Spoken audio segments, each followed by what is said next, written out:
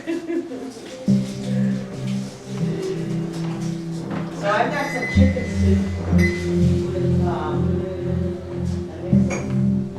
rice and quinoa in it, so if anybody wants that. This one's chicken noodle. It's just chicken, yeah. These out because I found these after, and I don't know who's missed there, but somebody made them. My name's Edith Merchika. I'm the Director of Community Support Services for Memwesing. Part of the work we've done is to get the teachings around end-of-life care, because palliative care is something that we don't talk about. Nobody wants to talk about dying. But one of the elders in our committee said that it's something that we need to embrace and celebrate. And it's actually, we're going back to the Creator. In his teaching, he talks about the Creator's care and that it's that love that's wrapped around you at your end of life. So the name of our program is Creator's Care. I like the idea of bringing that service to our people, but I think we have to bring it to them in a good way, Creator's Care. We have to get back to our teachings again and prepare people for that journey. It's supposed to be a beautiful journey. So when I go and work with people, I always tell them, put them in the hands of Creator's Care and He'll look after you. These seniors from our communities have been part of this project from the beginning, and we trusted them to show us how to engage the communities properly. How do we listen to the communities to hear what is that supposed to look like? They've been my guide, and we've built this relationship along the way where I trust them to give us that advice. And I'm so glad that Dr. McElhaney was able to be with us all through the start of our program, and being able to come and visit our communities and be with us and to say, I'm here, let me know what it is what you require in your community, and however you want it, we'll work with you on that.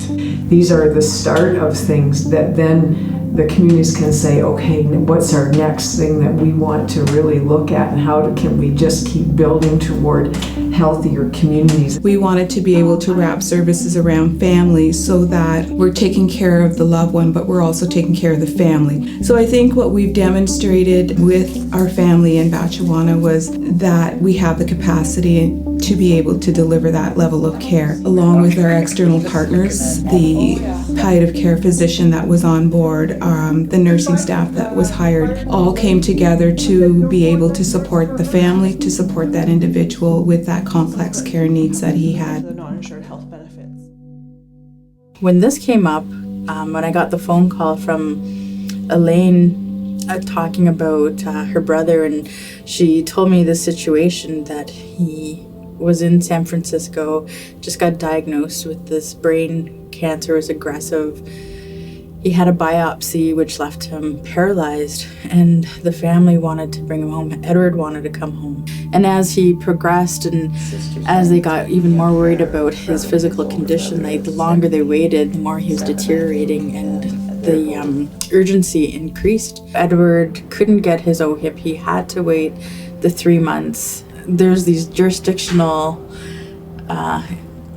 realities that exist that leave gaps and barriers. Our health director with Memwesing just said, absolutely, don't worry about the cost, and not that we had a whole big budget, but as far as your time goes, do what you need to do. Chief and council in the community and the health director negotiated to absorb some of the medical costs. That was really great, trying to be scrupulous in our use of the supplies, but on the other hand, certainly not denying him anything that he needed.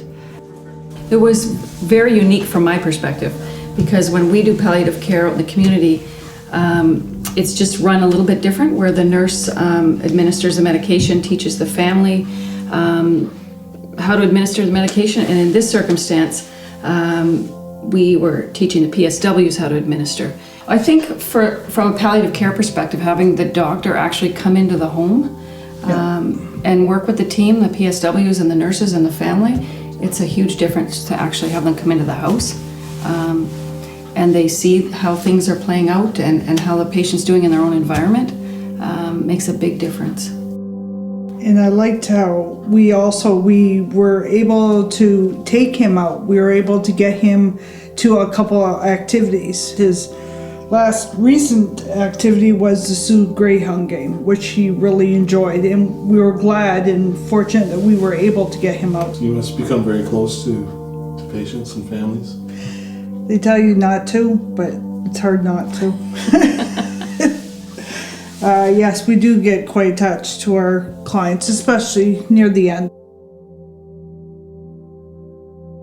So when he initially got here, they thought they didn't expect him to, they were saying like maybe 3 to 6 weeks, something like that, and he went right till December. Yeah.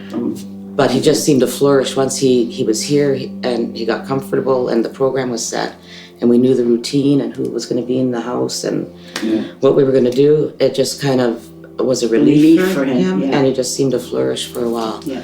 And Edward was very personal, very, very personal. Like there was, you just didn't go and, lift up his shirt to look at him or anything like that. Without talking to him first. Yeah. He liked that warm, fuzzy feeling that the girls that were here gave him. And he felt comfortable in telling them off when he felt like it. Yeah. No, but he was also able to share things with them that he didn't want to share with us, not because he didn't want to share it, but he didn't want to Upset us or upset us. He was protecting us. He was always a protector. And that's what he was able to share that with the ones that were working with him, and he was protecting us from what was taking place and how he felt. What we wanted to do was to look at how can we support families, and if people wanted to come home to pass, then we wanted to provide that service in their place of choice. So we look at it that it's an opportunity and experience to be with individuals at their most vulnerable, and what a gift that is to be part of that. Years and years ago, when little ones were born, they actually had a ceremony where they mourned that birth, something so beautiful as life, because they knew if he wasn't raised right, he'd be in for a lot of pain. And then when our people passed away, we'd celebrate because no more pain.